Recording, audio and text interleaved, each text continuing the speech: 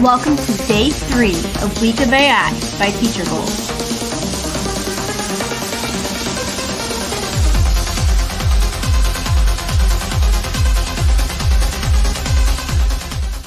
Hey teachers, and welcome to CuraPod. I'm just going to show you some of the few things you can do to use CuraPod magic to create some great lessons. So now I'm inside the creator. I'm starting off, I go here to generators, and I'm starting off, I want to create a brain break for 5th grade. I press do magic. Here's a brain break, it's a drawing activity, and I'll add it. I'll go back to my generators, and now I want to test out the explain it like I'm 5. And I want to explain kinetic versus potential energy. And do magic, and it creates some. And here's an easy explanation of kinetic versus potential energy.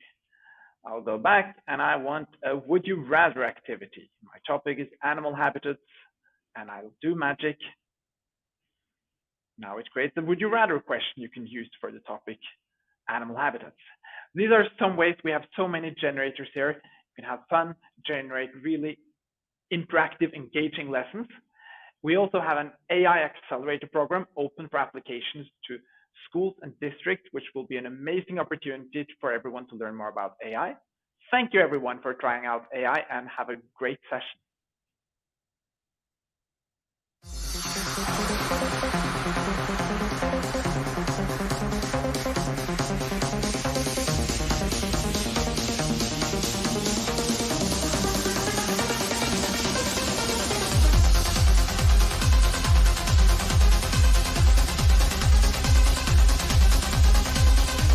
The next session will begin in 20 seconds.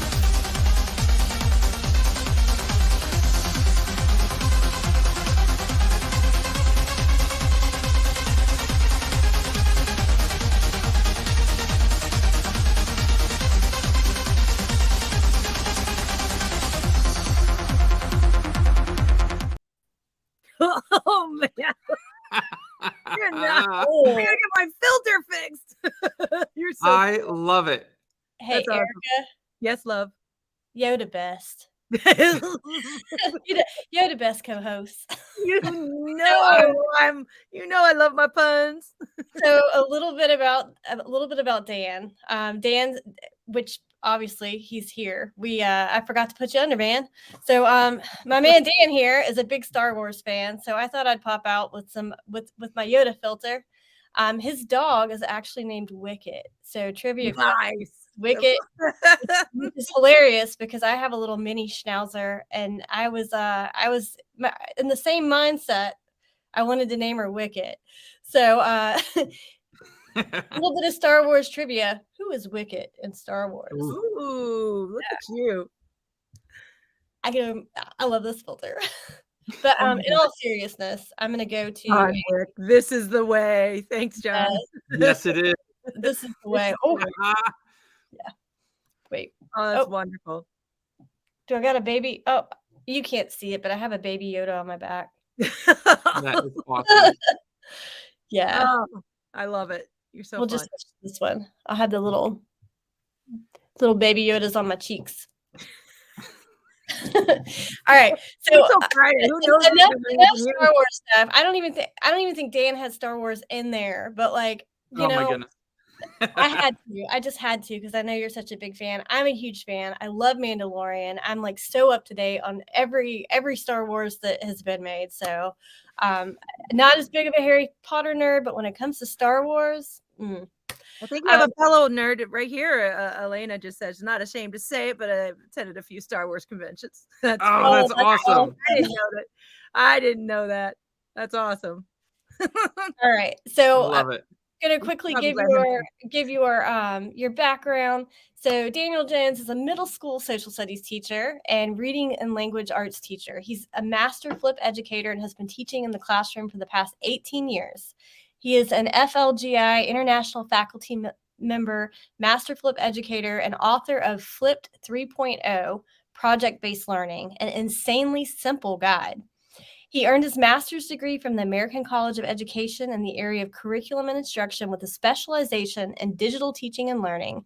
You can connect with him on social media at Ideas for Teachers. And I'm going to put that in the chat because this is definitely someone you want to follow. Absolutely. Do it now. Yeah, his work is amazing. I mean, look at his green wall. He has a green wall. You know, I love him. It's functional. Yep, functional design. All right, Erica, you want to add anything or have a question for Dan before we pop under? Or? Oh no, I'm just so excited to see this man present. So yeah, I'm just gonna sit here and enjoy. You go nuts. All right, well, we're gonna pop under and let you start your presentation on Flip PBL AI upgrade. Woo-hoo! I already Awesome. love the aesthetics and the feel, and you made this in Genially, correct? I did. Yep. Yep. So Yeah. another platform, if you haven't checked out Genially, it's That's like my scheduling. It's scheduled in Genially. I'm an ambassador as well. I think Dan is too. Yep. Okay. This is going to be exciting because we're going to talk a lot about Genially. Yay. We'll talk about a lot of different programs. So I don't know that 45 minutes is going to be enough, but we're going to try to cram about 8 hours into 45 minutes. well, you're the last one tonight. So we have all night. We have all as long as they'll watch.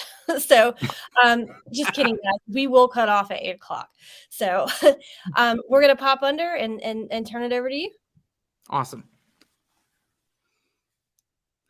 All right, so let's go ahead and jump into this. I am a flipped educator. I've been flipping for about 10 years. And so one of the first things I would like to do is just share my story. Because I have not always been an extremely passionate flipped educator. About 10 years ago, I was ready to exit the classroom. I was done teaching, and I had hit probably the lowest point of my educational career, and I was looking for something outside of education, period, because every tool that I had acquired in my educational toolbox no longer worked with students. And so I went to my administrators and let them know that it was going to be my last year in the classroom. And they let me talk for a bit. And then my superintendent looked at me and said, "I'm not going to let you quit." And I couldn't believe, what do you mean you're not going to let me quit? She said, "Well, you're a teacher. You're meant to teach. And you just need to find a different way to teach." So I said, "Well, how else do you teach? You tell kids what they need to know. They memorize the information. They spit it back to you on a test or some sort of assessment.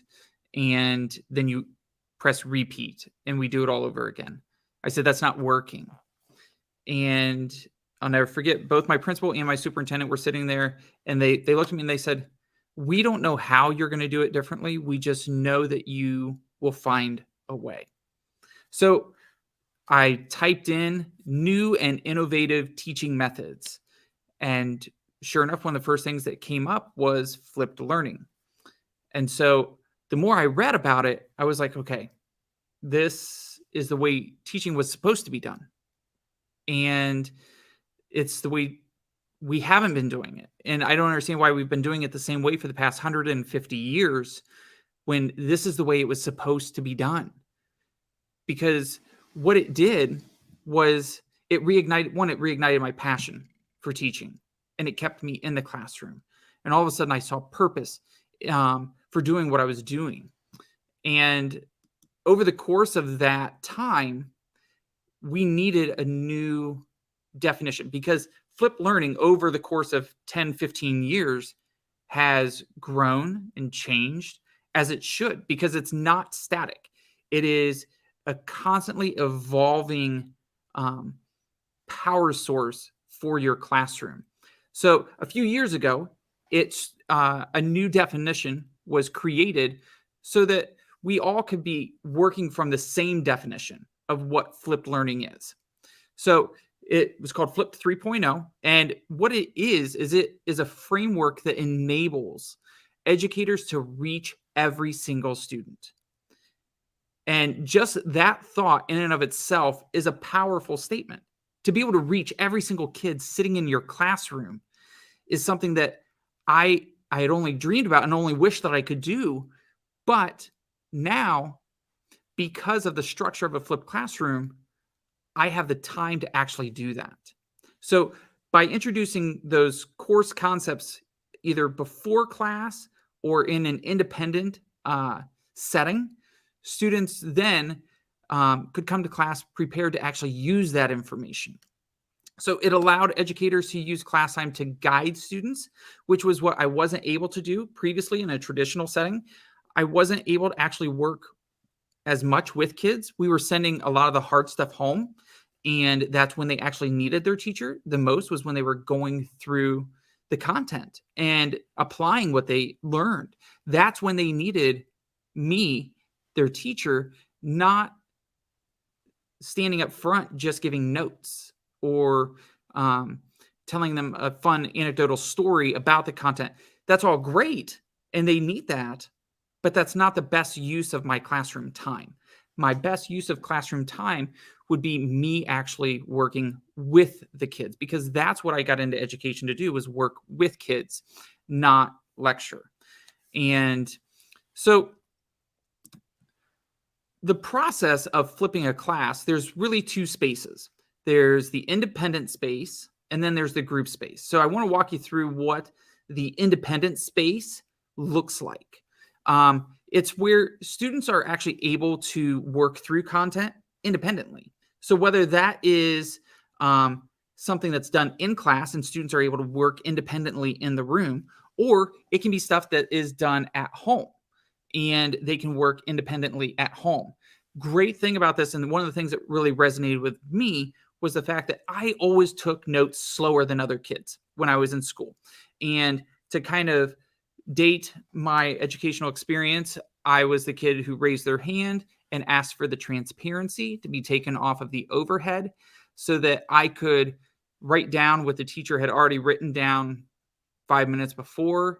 And then the class was always kind of waiting on me. So there was that self-consciousness of, oh my goodness, everyone's waiting on me. Why am I doing things so much more slowly than everyone else? And this setup allows students to work at their own pace. So if students take notes faster than other students, awesome, that's perfectly fine. But if you take notes more slowly, that's perfectly fine too, because it allows you that time independently to work at your own pace. Now, a lot of times I do have to explain to students that at your own pace does not mean no pace. There's still an expectation that you're making progress and moving forward. So it is definitely more adaptive to individual needs. So students are also able to process that information. And Julie, that's absolutely right. They do take more ownership of their learning. So when they're working through this, they are able to learn stuff before class, come to class, and actually apply what they're learning. So how do we generate this? A lot of times previously it was, well, flipped learning is all about videos. You have to make a video. And if you're not making a video, you're not flipping correctly. Well, that's not really true. The content that you present can be done in a variety of manners. There are videos. You can use YouTube. You can use Screencastify and record your presentations that way. ScreenPow, which used to be Screencast-O-Matic, ScreenPow allows you to do the same thing where you're recording your screen. You could use Google Slides, PowerPoints, Prezi presentations. You can make presentations on Genially. And you could have Google Docs, generate Word docs. You could have kids reading news articles and bringing that information to class. Now, where all of this gets really interesting is now we have AI components, which even if you think about 6 months ago, these things really weren't present in the classroom, at least not to the degree that they are right now. So we have things like ChatGPT. So ChatGPT, one of the ways it can help you generate content is you could say, hey, I am I need a script that is 1.5 minutes long, and I need it to be about this particular topic or based on this particular reading. And ChatGPT will generate that, boom, boom, boom, boom, boom, done. And it will write out your script so that you could actually use it some sort of teleprompter to be able to work through content creation.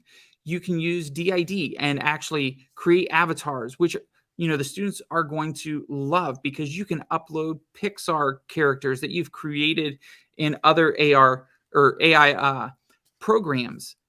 Murph AI is really cool because you can actually upload audio or scripts, and it'll actually choose the audio for you, so that you can have a different voice for your content. And I believe it'll even allow you to upload your own voice, to the point where after you have uploaded, I want to say it's 30 minutes worth of content of you talking, then it can generate your voice into that script, and it's you reading content to your students. Now, I will say, with a lot of this, the more you can put you into your presentation of the content to the students, the better, because you are their teacher. The students will resonate with you. So if you can put yourself into your presentations, it's amazing. And the kids will get more out of it if you are a part of the actual lesson. Hey Jen is also a really cool tool. It's like DID, but it also can be done. It's a different AI device. Very, very similar though to DID. And Tomi is something really that I jumped on today, that it allows you to create presentations in a matter of seconds. So this is something that I want to be able to actually show you, because it works so fast that there's no reason why we can't do it live. So let's go ahead and we're going to jump into Tomi.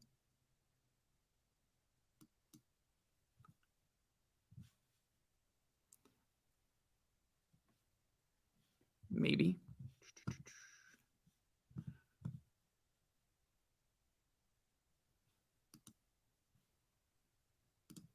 There we go. Awesome. All right. So from here, we can go ahead and hit create. And I'm going to create a presentation about the Boston Massacre, because since I teach American history, this is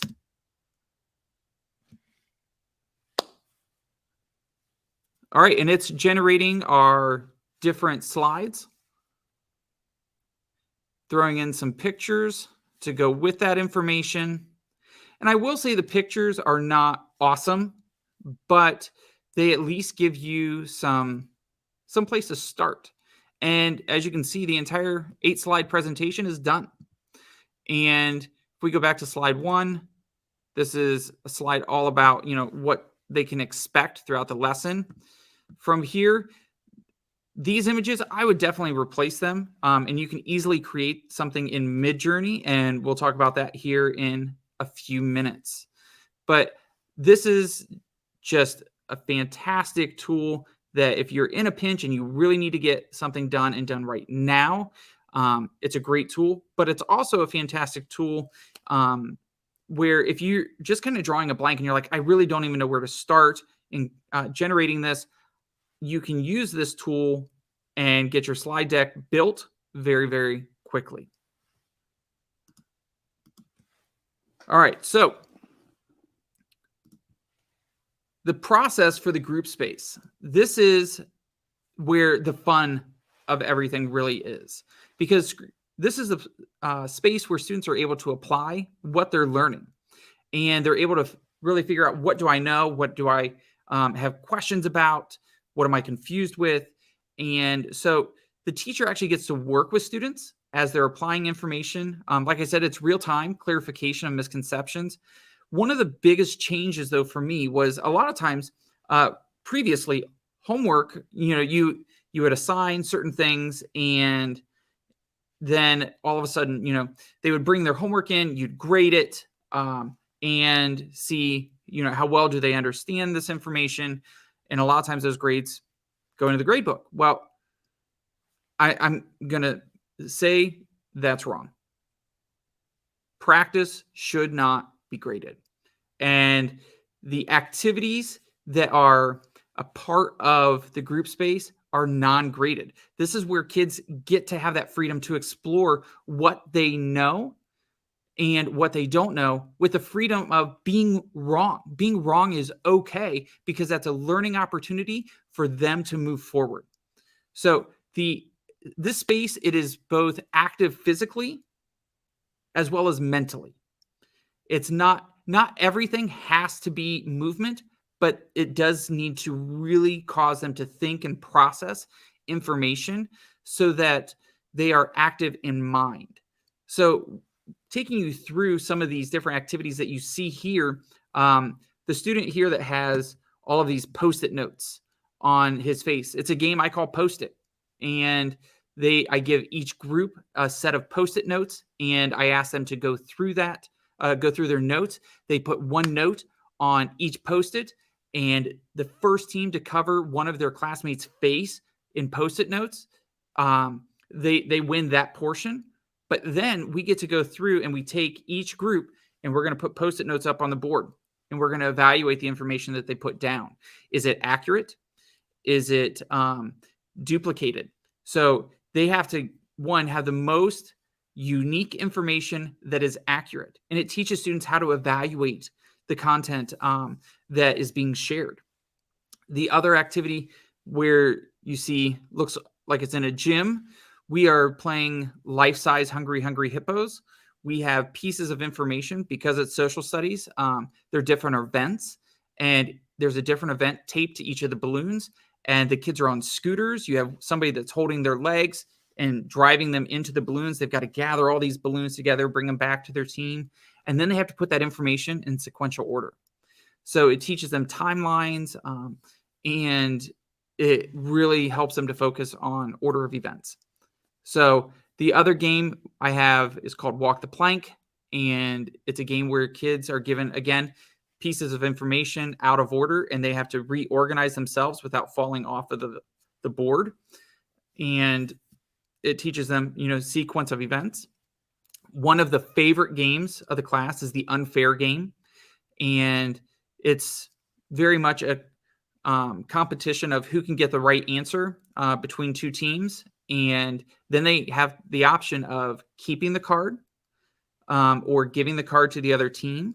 So they may be keeping negative points or giving negative points to the other team. It's completely unfair as to who wins, because you have teams who get the question right, and then they'll give that card to the other team, and the other team got 5 points. And one of the wonderful things about that particular game, and really any of the games that we do, there are no prizes. Nobody's getting bonus points. Nobody's getting, stickers or anything like that. It's all just for the pure enjoyment of doing an activity. So one of the things I do want to share with you, because sometimes coming up with that many different games is a challenge. So I have created a Google Sheet that has all of this information on it. And it's something I would love for you all to be able to participate in and add the awesome things that you do in your classroom. So I'll jump over here to the 6th through 8th grade tab, and I've got the name of the activity in purple, and whether it's content specific or not, what the grouping is, the purpose of the activity, what would you need if you were to do it in your own classroom, things that you need to be mindful of. A lot of times when you're told, hey, try this really cool game, they don't always tell you, but you need to be aware that this, and this could happen, or you need to set it up in this particular order. And so things to be mindful of. Then there's how to play it, as well as this particular portion. If I have a video for it or a picture that shows, hey, this is what you can expect. I've linked all of those things over here. So I have about 16 that are already loaded in, but I would love for you all to be able to add to it, because the more we can add to this particular document, that we'll all benefit from it. Because we all have awesome things that we do in our classroom, and it's nice if we can share. So as we move along, the way in which students gather this information is really important. I used to use Canva, and there's nothing wrong with Canva, other than it's boring. It's super boring in its layout. And everything that I'm about to show you in our current format, which is all set up through Genially, everything that you see in Genially is present in Canva. It's just very linear. And it just looks like long lists. But when you look at Genially, this is a very different layout, and it's something that I generated truly from scratch. And because there wasn't necessarily a template that I was like, oh, that's it. That's the one that's really going to grab the kids' attention as far as an LMS goes. So what I did was I combined Genially with some AI components. So the image that you see here, this is created, and actually all of these images down through here as the different episodes, those are all created through Midjourney. And the layout, as I said, is through Genially. And the format of a lot of the pictures, I did that on Canva as well as postermywall.com. So let's jump into this. I want to show you guys exactly what the students see as they go through accessing content.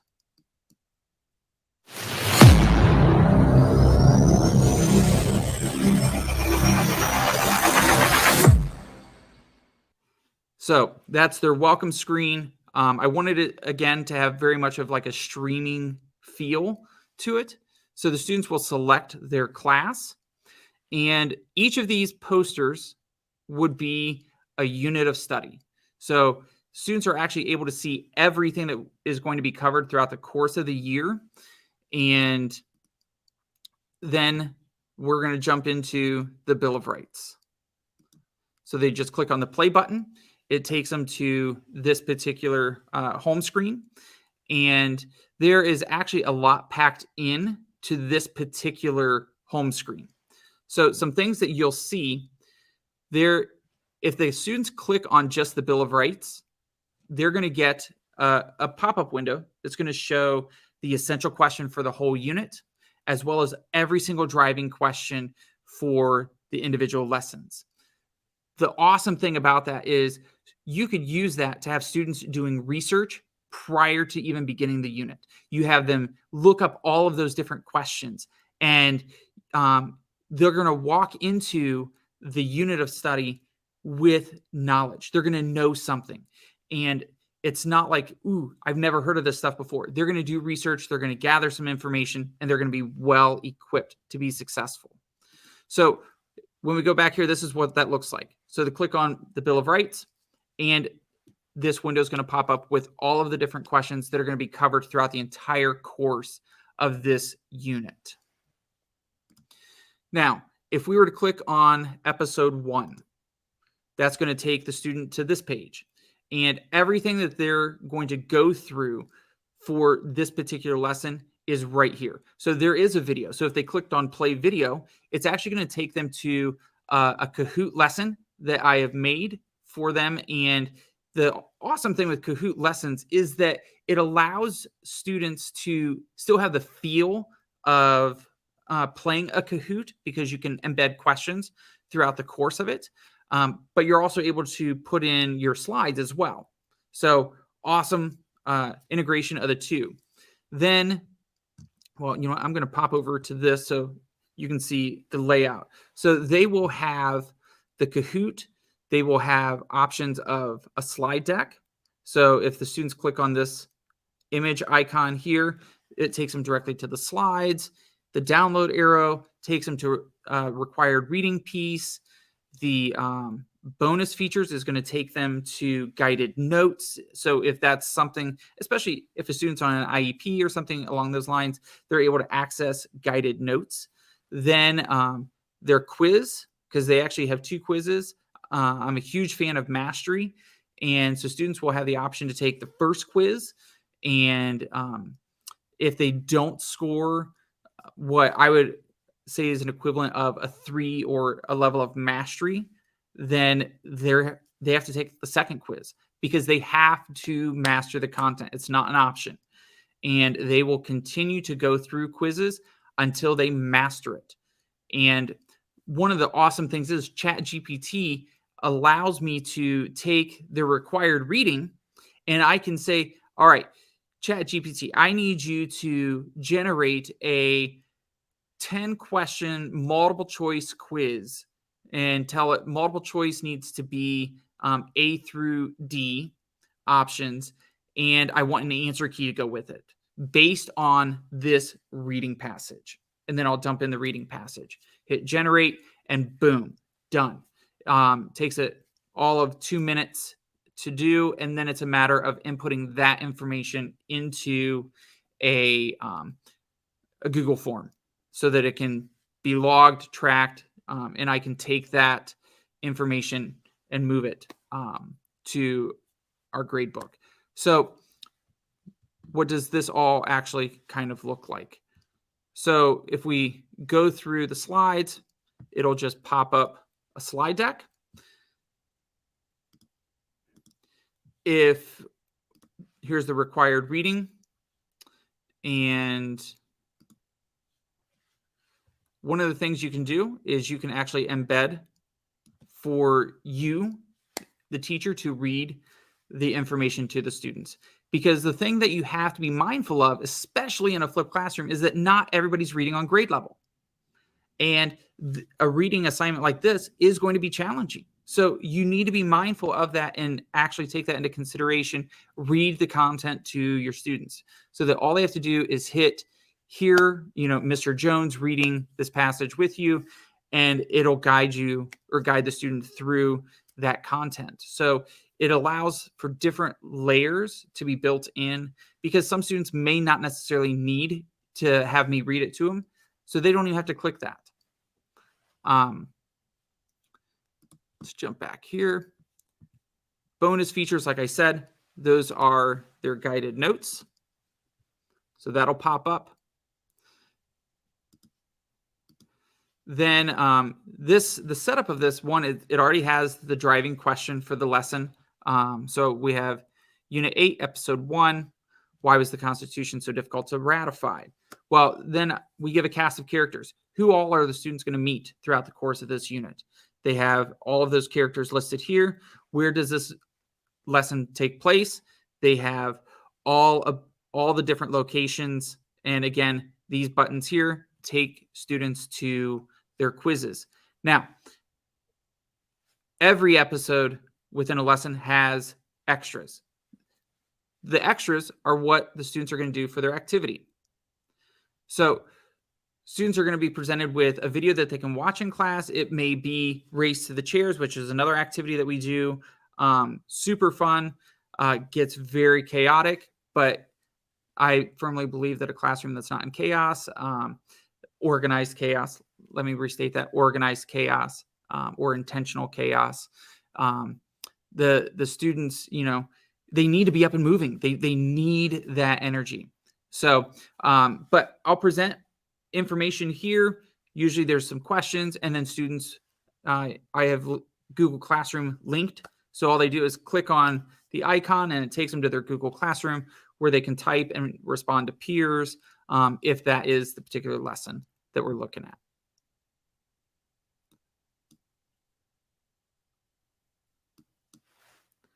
All right, so project-based learning. This is the passion of my classroom, because one of the things that really struck me was project-based learning is kind of ill-defined. It means different things to different people. And so when I was writing my book, I was like, I need a very simplified definition as to what project-based learning is. So it is the act of using a project as a learning tool for students to gain understanding as well as express mastery of the curriculum, because that is what they need to be able to do with their project. It's not about everybody doing the same thing. It's not about how easily can you replicate my project that I have put together that I think is really cool. It is all about the students and what they want to do for their project. So these are 3 different examples of things that students have made. These are cooler than anything I could have ever come up with or assign. And there's also more to it than what I probably could have assigned. So we have a lighthouse that is all about the 3 branches of government. And she made a lighthouse. And there's so much symbolism built into each project that it just is mind-blowing, but it takes student learning to a whole different depth. So she built a lighthouse to show that America is a beacon or a light of freedom, and the light in the top of the lighthouse it changes different color to represent the diversity within our country. And she built all of these things. And this is 8th grade. These are 8th graders that are coming up with a lot of this stuff. So why is PBL so important? I would assume we're all very familiar with Bloom's taxonomy. And one of the things that really struck me was that Bloom's is really set up in time. It shows the amount of time dedicated in the classroom to each of those particular areas. So the bulk of our time in a classroom, in a traditional classroom, is spent on remembering and understanding, because we spend so much time with that presentation of content. And so we really struggled to get to that apply, because that often happens at home in a traditional setting, but there's not enough time to analyze or evaluate or create. So what I did was I took that taxonomy and I said, you know what, how can we make a PBL version of this? So because they're using the independent space for knowledge and understanding, that gives us so much more time to analyze and create in the classroom. The bulk of our time in the classroom is spent on the creation and analyzing that information. Does it work? Does it not work? Did I understand this correctly? And then they get to go and apply that and then evaluate how that information is going to fit in with the rest of their project, because they're applying information as they're learning it. And that is a huge difference, because the project goes on as the students learn, and it's not just something that happens tacked on at the end. So this process of they gain new knowledge through a short video, and typically if you can keep your videos to say 3 minutes or 5 minutes, at the very longest, probably 7 minutes, depending on age level. So the older the student is, the longer the video can be, but try to keep it under 7 minutes. Or whatever content they're going through, whatever those are, slides, whatever it may be, try to keep it short, because students, one, are more likely to complete it than if it's some extremely long 40, 50-minute lesson. Then the classroom activity is what's going to help kids develop an understanding and provides time to really analyze that information. And then we get to the creation part of project-based learning. So this is the first step in that application of understanding. They're like, I get it. Let me do something with it. So then they apply that information, and it leads to the evaluation of, oh, this is how this is connected to this. And I remember we learned about that previously. Now I see how all this lines up. So it's a wonderful process. It's actually a very magical process when you see it actually happen. So like I said earlier, the students are the ones who are creating the project. So whose project is this? The students are the ones that are designing this project, because when they do that, it develops greater buy-in. The students have more ownership in the learning because it's theirs. It's their project. It's not mine. They're not working on my work. They're working on their work. And it's an application and mastery of the content. And what happens is the students say, I developed this. If I don't like my project, that's not my teacher's fault. I designed it. As a student, I designed my own project. So when the students have control over how they express their knowledge, they are more willing to seek ways that will help them or will allow them to be as successful as possible, because it puts them in the driver's seat. Because since they're the ones who are in control of their project, they know that they want to be successful. Students don't want to not be successful in the classroom. Even though you may have very apathetic kids in the classroom, they really, truly do want to be successful. It's just now we need to give them the opportunity to be in charge to do that. So these are some quotes that I have from students. Seth Will, he was a 7th grader of mine. He said, I was allowed to create my projects relative to the content. The freedom excited me because I could show the content through my projects and not have to do what everybody else was doing. Because let's be honest, not everybody wants to do a diorama. So he was like, I was able to go deeper into subjects, allowing me to learn more than I was expected. And I never did the same project twice. So we have kids that are able to do game boards. We have kids that want to do comic books. We have kids that want to build Minecraft worlds, that want to develop things in VR. They want to 3D print stuff. So we need to allow them, because if they're in charge, they're more willing to do the work. So I have Addison, and we're going to see Addison's work a little bit later on. And her projects allowed her to be creative because she could take an understanding of the content. And if she says she's not very good at taking tests, so it allowed her to do things her way. And she could still show what she knows in ways that made sense to her.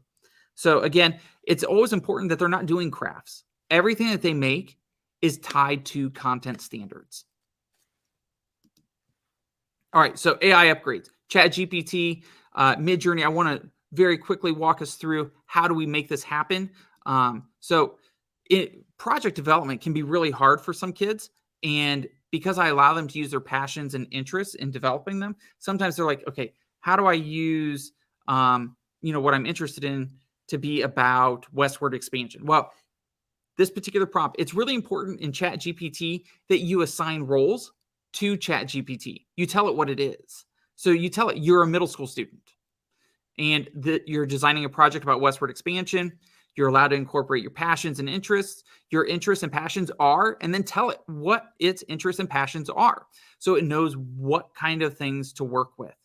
And then you can tell, look, your project is allowed to have symbolism in it. And that will build greater meaning into your project. And then tell it what supplies you have. These are the supplies that you have to work with. And so listed the supplies.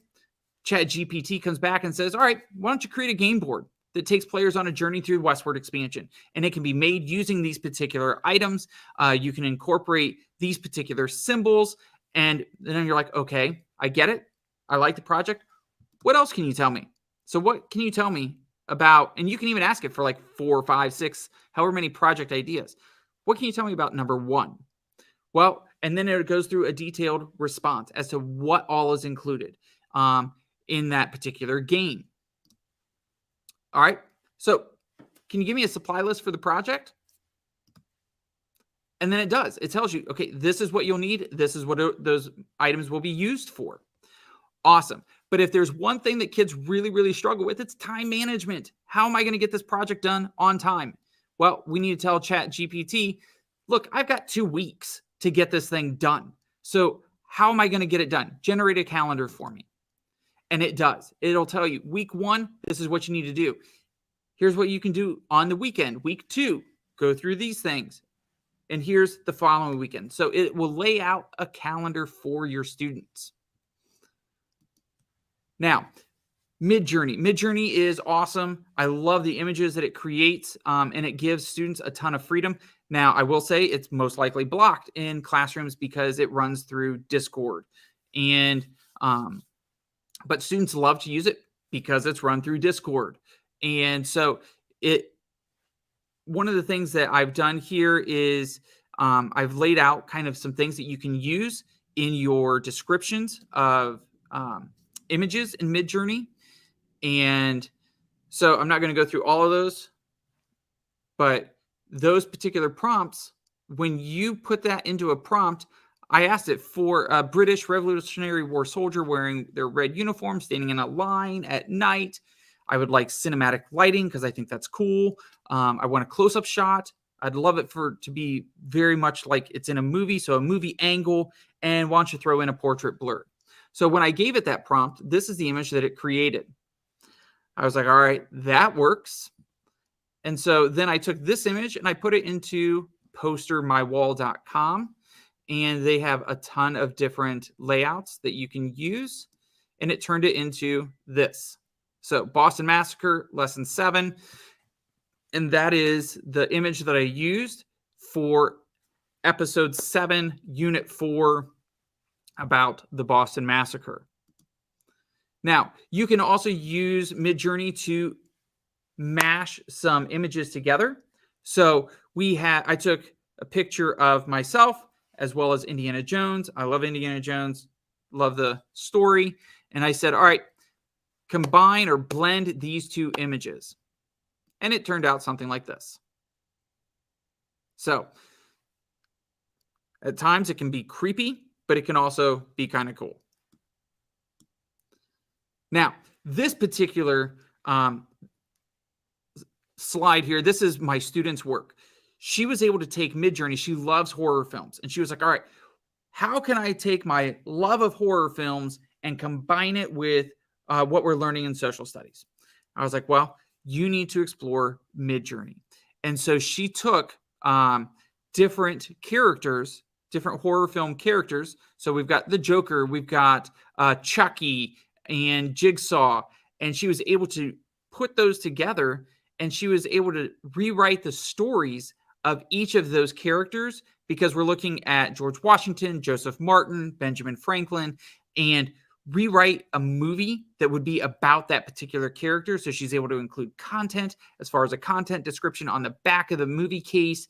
She was able to generate these images, these posters for trailers and all sorts of stuff. And it was absolutely amazing. And it helped her to have deeper buy-in to the project itself. So that's all I got. We're almost right on time. If you would like to connect with me, I'd love to chat with you. I'd love to talk to you about flipped learning, project-based learning, AI tools, all of that.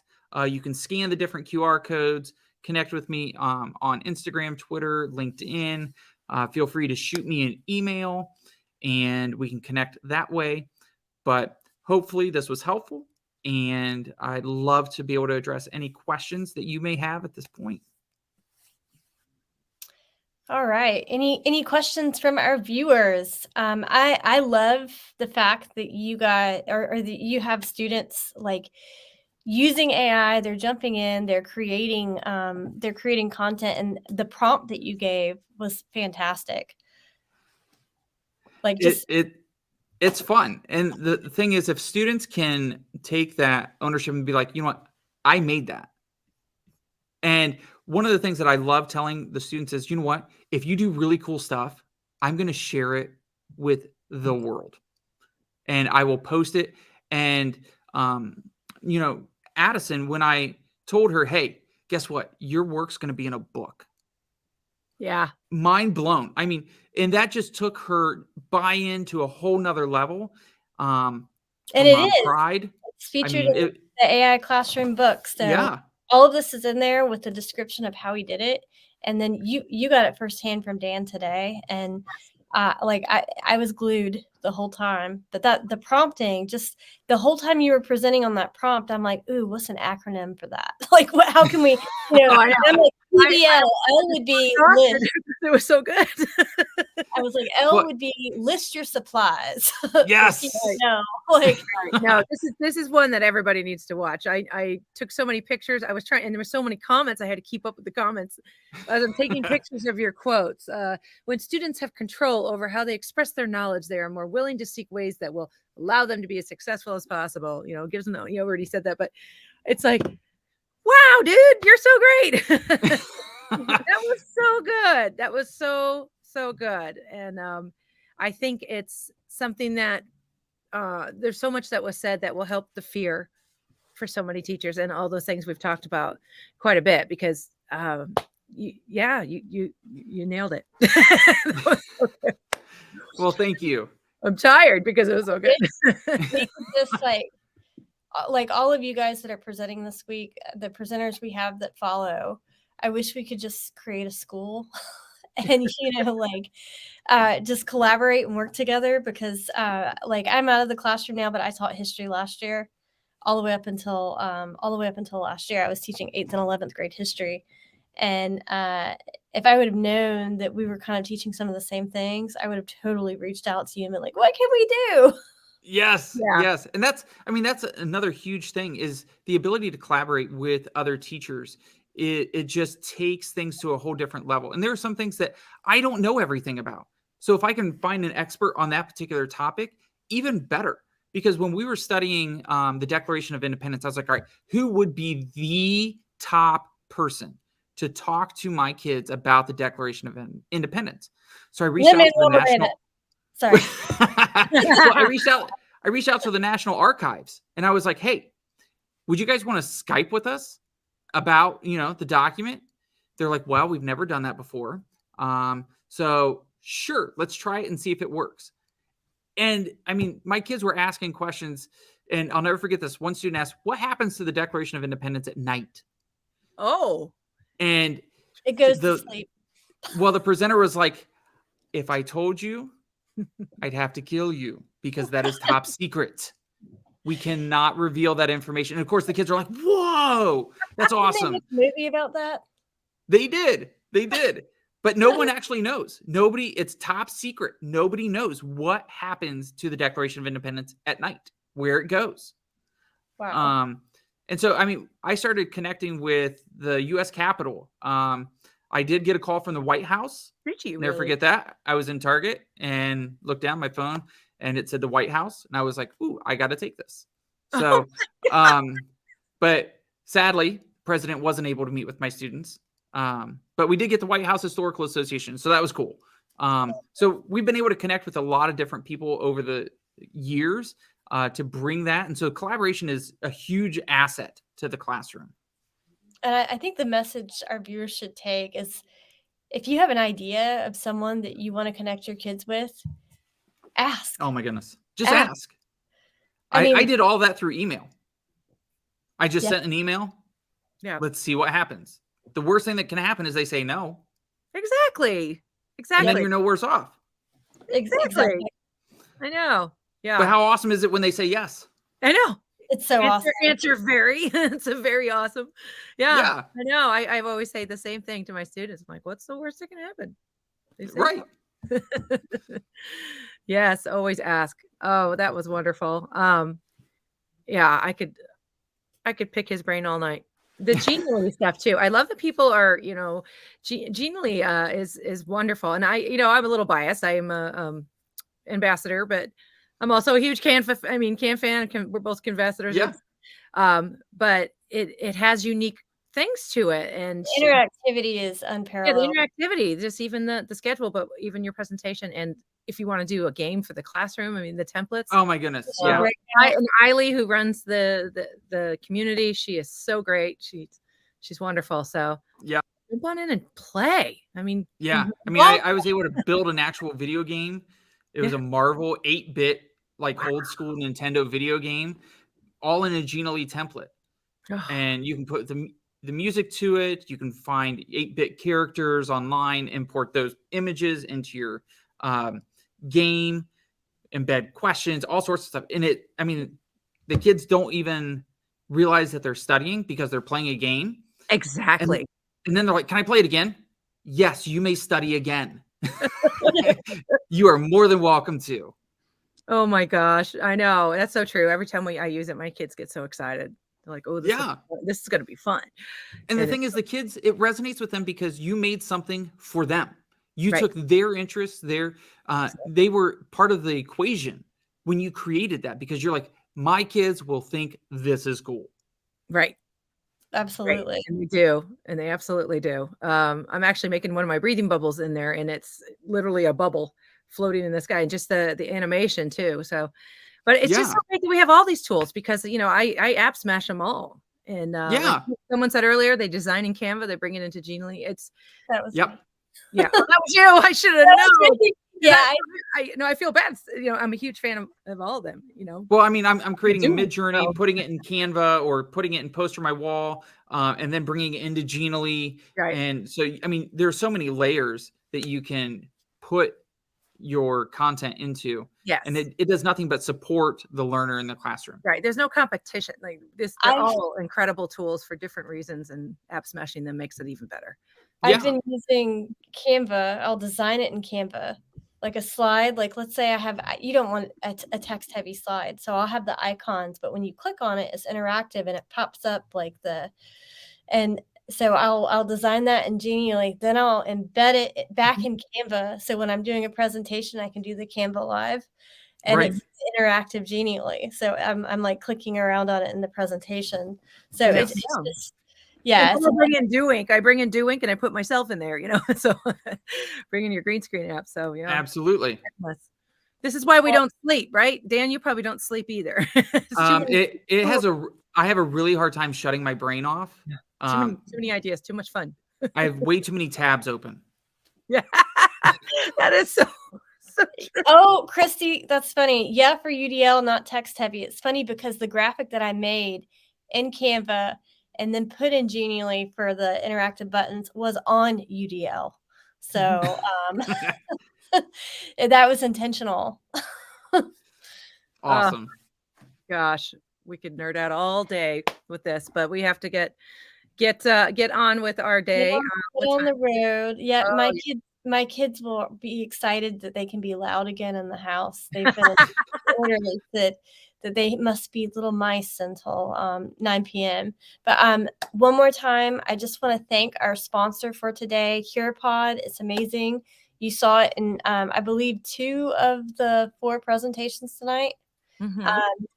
And I wanted to share the new thing I just posted too. Yes, share. Okay, so I just posted this.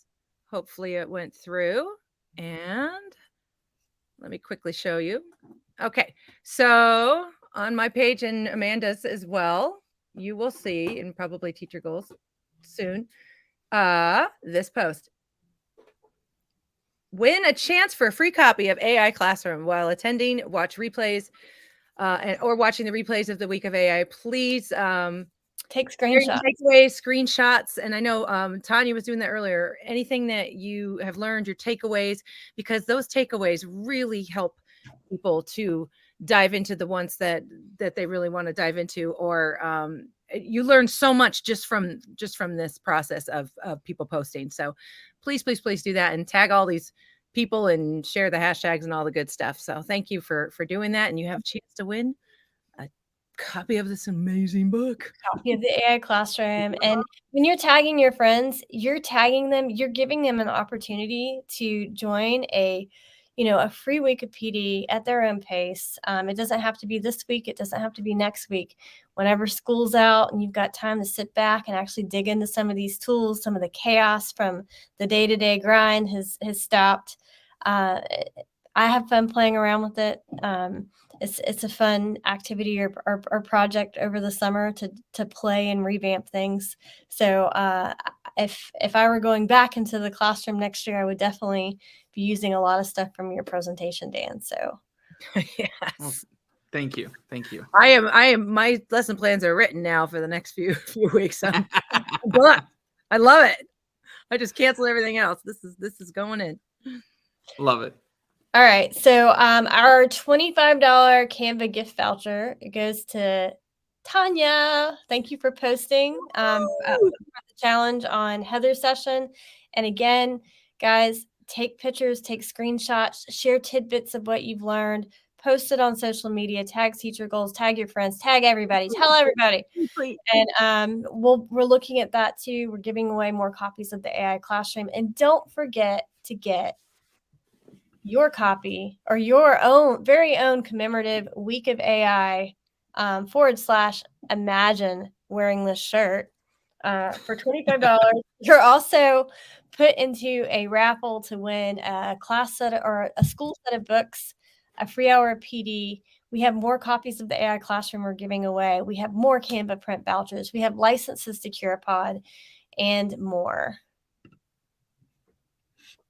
All Okay, right. now everybody get some rest because we got some more coming. Yep. We will see you guys at 5:30. I want to say sharp if there's not technical difficulties at 5:30 tomorrow. And tomorrow's sponsor is who's tomorrow? Who's tomorrow? Conquer. No, I just made a poster. Conquer, that's right. Conquer tomorrow. And if you haven't checked out Conquer AI, it is a brainchild of Moat and Will Jackson. So we're going to be starting with Conquer and going into all of our sessions tomorrow. Our lineup is amazing. We've got another, 3 fantastic presenters tomorrow evening. So come on with us. That channel. I just aged myself. Grab a coffee, grab a cocktail. We don't care. We can't see. It's behind a screen. Just, well, we hope to see you there. Ciao, ciao. Bye. Take care.